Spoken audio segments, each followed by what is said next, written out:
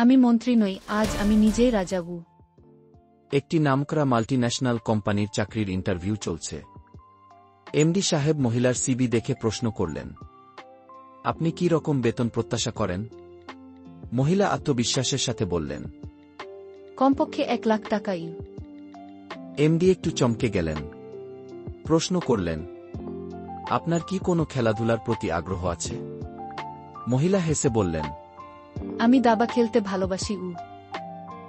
MD বললেন, দাবা তো খুব বুদ্ধিদীপ্ত খেলা। কোন ঘুঁটিটা আপনার প্রিয়? মহিলা একটুও না ভেবে উত্তর দিলেন, মন্ত্রী। কারণ মন্ত্রী চলে কোনাকুনি, সোজাসুজি এবং প্রযোজনে রাজাকে আগলে রাখে গু। এমডি একটু থেমে বললেন, তাহলে রাজাকে আপনি কিভাবে দেখেন?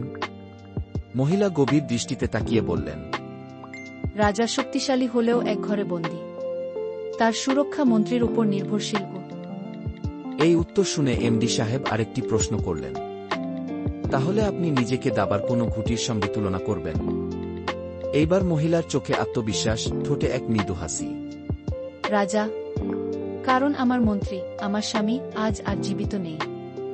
এখন আমাকেই মন্ত্রী হতে হবে, আমাকেই রক্ষা করতে হবে আমার রাজ্য, আমার সন্তানদের গু। ঘর জুড়ে নীরবতা।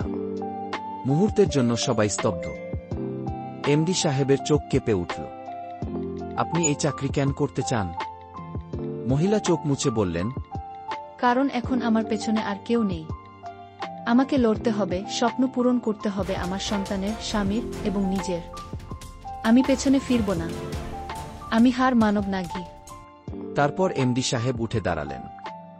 তালিতে ভরে উঠল ঘর। আপনি একজন সাহসী নারী। আপনি শুধু চাকরি নন, আপনি সম্মান অর্জন করেছেন